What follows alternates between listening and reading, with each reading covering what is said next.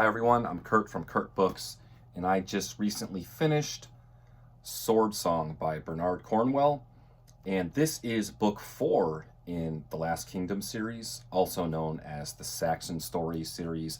It has several names, whichever one you want to use, and this is awesome. Uhtred, Uhtred, Uhtred. So these books are so fun. I've loved every one so far. I know this is still early in the series, being book 4 of 13. It's a big series, but the books aren't really like chonkers or anything like that, so they are manageable. This one might be my favorite so far. There is a lot of action in this book. Now, don't get me wrong, there is some slower parts, some politicking and all that, which you can expect with these books, but right off the bat, there's action. There's a huge battle in the middle of the book. And if the whole book led up to that and then the book ended and kind of left it for the next book, it would have been fine. But no, there's more even at the end. So this is probably my favorite so far out of the 4. I know this is still early in the series, and I'm sure that will change as the series goes on. I have seen the television show on Netflix, so it's been a while, but I am aware of the story and how it goes. But this has been really fun reading it instead of just watching it. So I actually watched Last Kingdom twice, but it's been a few years now, and while watching it the second time, I was like, I wonder if this is actually based off books. And I looked it up and found out there is 13 books in the series, and I'm like, oh man, I'm definitely going to read those because the show was that good. And the books are not disappointing. So far I'm loving this. I'm definitely going to read all of them. I'll show you guys in a minute here. I'm going to sit down at the table, show you guys this book more in detail, talk about some things with the map and all that, and show you the other books I have. But I have a lot of them already. I definitely plan on finishing this series. With me though, with book series, I do like to read something in between so the books kind of don't just all blend together and I kind of lose track of what happened in each book. I'm not going to get to the next one next. This will be the main series that I'm reading going forward until I finish it. Having a lot of fun with this. It is violent, violent, violent. Like some of these battle scenes explaining how people are like decapitated and body parts. It's really violent, the fighting scenes. Uhtred seems like, I think they mentioned he's about 28 or so in the beginning of the book. So he's a little bit more mature than some of the earlier books where he's like really young. Also, Ethelred and Ethelfled. It's not necessarily a spoiler, but it happens early on in the book. They end up finally getting married. And they become like main characters in this book, which they were still mentioned in other books, but in this one they're definitely more of some of the main characters in the book, which the stories are based around. And obviously you got Alfred as the king, and Uhtred, his pack of warriors that follow him. So yeah, loving this book. This is awesome. Definitely can't wait to read the next one, but let's sit down at the table and take a closer look at this. All right, before we take a deeper look into the Sword Song, I want to show you guys some of the other Bernard Cornwell books I have. These are all from the Last Kingdom series. Now, these books don't have like book 1, book 2, book 3, any of the book numbers on it. So you kind of just have to know or look into it, which is, I don't know, it's kind of weird because someone could pick this up and just think it's a regular standalone book. And it's book 4 in the series, But I do have, here's Lords of the North. This was book 3. I've already read this one. Book 2, my girlfriend's actually reading right now, so I don't have it with me. And book 1, I let my dad borrow, so those two are not here, but I also have all these ready to go. I'm not exactly sure of the numbers, like I'll look into it before I start them. I've got the Flame Bearer, the Empty Throne, the Burning Land, Death of Kings, and Warriors of the Storm. So I bought all these off of eBay. There was one seller like basically selling them for like $2 plus shipping. And I bought a bunch of them and they refunded me all the excess shipping. So I got like a ton of these books for like $20 shipped, which was awesome. I also just recently found one that's not here at a thrift store for $1.50, but that'll be in a haul video later. So yeah, I have a lot of the series, not all the books though, ready to go.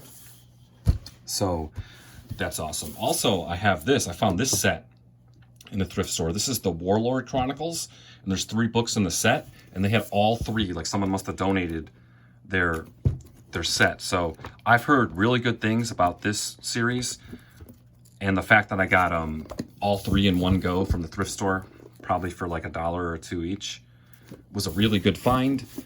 I'm probably not going to get into reading this for quite some time. I want to finish Last Kingdom first, but I have this on deck ready to go. This might be the next series I read after The Last Kingdom. We'll see. But yeah, so those are all the Bernard Cornwell books I currently have. But let's talk about Sword Song. So this is, I think this is a UK version. I actually have difficult time finding this in Goodreads, but I found one that was like the same cover and the same page number, but just the year was different. Yeah, this is a 2016 edition, and this particular copy has 365. I know they have, oh, they have the historical note.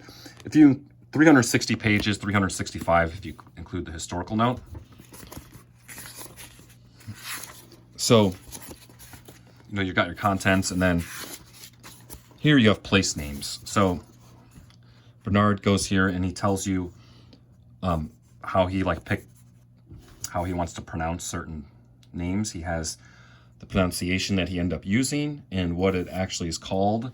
So sometimes he just uses like a name that might be better fit for the book, even though it's not the proper name to use, and sometimes other ways around. So he has a list here of like what things were called, because when we get to the map, sometimes certain places in the book, so here's the map, certain places in the book are called something else, but then if you look on the map, it's a different name too, so you can always reference this if you're not sure what something is called, but for the most part, it's pretty easy to follow.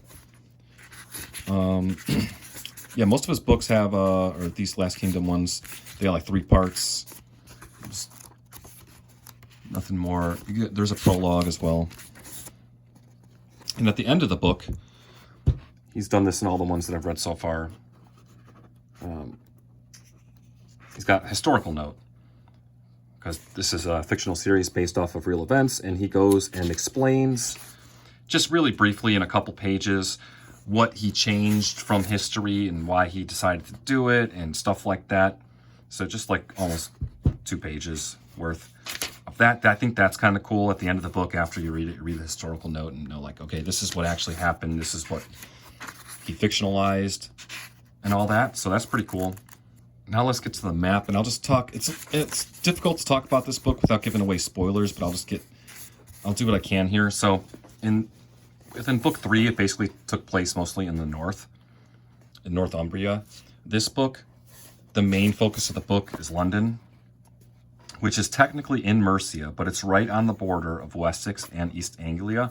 That is the main focus of this book, is trying to control that. And then also in this river here that comes in, lots of trade happens in there, so it's very important to have control of that, because there are lots of Vikings pirating all along this river and stuff like that. In the beginning of the book, I'll kind of set up, this is probably like the first 70 pages or so. I wouldn't consider it really spoilers, but kind of sets you up for like how the book starts. Uhtred is presented with an offer. I might be butchering names, so some names I'm not even going to say, but Haston, we'll go with Haston, could be wrong there though. You know him from the other books, has aligned himself with 2 Norsemen, 2 brothers. And they present Uhtred with an opportunity, saying, hey, you join us. Ragnar is up in Northumbria with the king up there. They know that Uhtred can get Ragnar to come and help him only if Uhtred requests his help. If they request his help from Ragnar, he's not going to come down. So they need Uhtred, but they need him for Ragnar's forces. And they present this opportunity to Uhtred. You get Ragnar to come down. We take East Anglia. We take half of their forces, the people that surrender, and then we take over Mercia. And then we take all the troops from all 3, and we conquer Wessex. And then after that's over, Haston is going to be king in East Anglia. Uhtred would be king of Mercia. They already have a king in Northumbria. And Wessex, they would put the little weasel Ethelwald to be the king for Wessex for the time being, but they do mention that they would just put him as a placeholder, because he should technically be the rightful king. And then when they got everything under control, they would kill him and put one of the Norsemen that aligned with Haston there. So if that all happened, it would be a pretty easy conquer, and Uhtred would basically be guaranteed to be king of Mercia. But Uhtred is has an oath to Alfred. So he doesn't want to break his oath, but then something happens kind of weird where he thinks fate might have decided that this is what should happen, and he's okay with breaking his oath. So that kind of sets up the first part of the book. Is Uhtred going to keep his oath to Alfred, or is he going to align with the Danes and basically take over England, or what would be England, and be basically guaranteed to be king of Mercia? And that's not all the book's about. That just sets up the first part of the book. So much more happens in this book, but can't really get into that without spoiling any more. But that's kind of how it starts. And you got like a zoomed in map of London. So when they talk about like when they're there, you got the river, like the gates and stuff like that. With these books, I constantly flip back to the map just to make sure I know what's going on. It's very helpful when they have that. But yeah, that's about all I'm going to say. But yeah, lots of action in this book. I really enjoyed this one. Out of the first 4, this is probably my favorite. I can't wait to read the rest. Like I said, Ethelred becomes a main character. Ethelfled as well. Kind of helps to have seen the TV series, even though it's been a long time, to kind of like know those names, because there's lots of similar names. But yeah, I recommend all the Last Kingdom books, especially this one. I can't wait to finish this series. Like I said, though, I'm going to be reading books in between them, so I probably won't get to the next one for a little bit. But I'm having a lot of fun with this series, and I honestly recommend, if you're watching this, you probably have read the first 3 books, but just in case you haven't, I would almost recommend watching the TV show and then waiting like a year or 2 and then reading the books. It's one way to do it. And then if you like the TV show, you'll love the books. That way you'll know. But yeah, I appreciate you guys watching, and that's going to be all for today. Thank you.